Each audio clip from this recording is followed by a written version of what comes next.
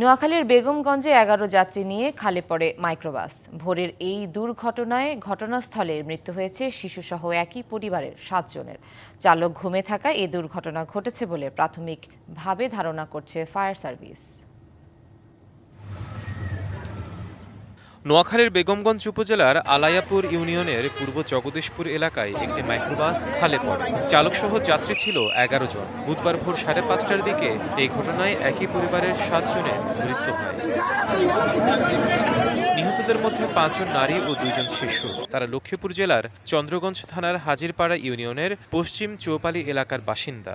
১১ জন পরিবার। তো এখান থেকে আসতে বেগমগঞ্জ চন্দ্রগঞ্জ পূর্ব বাজারের কাছাকাছি আসছিল, গাড়ি নিয়ন্ত্রণ ধারায় খালের সাইডে পড়ে গেছে খালে। আমার বোনে বলছিল যে হাজিরপাড়ার নানু অ্যাক্সিডেন্ট হয়েছে, কয়জন? 7 জন ছিল একই গাড়িতে। এটাই শুনছি, এটা শুনে আমি আমার বাইরে নিয়ে আসছি ঘটনাস্থলে দেখার জন্য।